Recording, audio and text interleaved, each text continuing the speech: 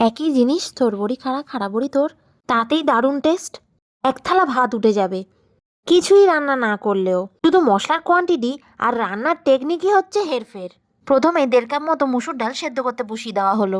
এদিকে বাড়িতে থাকা সব সবজিগুলো কেটে ধুয়ে পরিষ্কার করে সাইডে রেখে দিয়েছি। ডাল থেকে ফেনা কাটিয়েই কেটে রাখা মূলোটা দিয়ে দিলাম।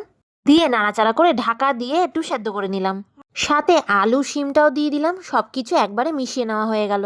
স্বাদ মতো নুন আর নামমাত্র মশলা দিয়ে দিলাম। সব হাফ চামচ করে হলুদ গুঁড়ো, জিরে গুঁড়ো, ধনে আর কাশ্মীরি লঙ্কার গুঁড়ো অ্যাড করে দিলাম। সঙ্গে টমেটো ও মটরশুঁটিটাও দিয়ে দিতে হবে। দিয়ে নাড়াচাড়া করেই ঢাকা দিয়ে দিন। এবার একটা তড়কা রেডি করুন। অল্প রিফাইন তেল দিয়ে রসুন আর পেঁয়াজটাকে ভালো করে ভেজে নিন। এবার ডালে দিয়ে ভালো করে মিশিয়ে নিন। এবার আবার একটা ফোড়ন রেডি করুন। গোটা জিরে, শুকনো লঙ্কা ভালো করে ভেজে নিন। সামান্য তরকেলেই ঢেলে দিন। সামান্য চিনি আর ধনেপাতা দিয়ে মিক্স করুন। রেস্টুরেন্ট স্টাইলের মতো ডালটা হয়েছে।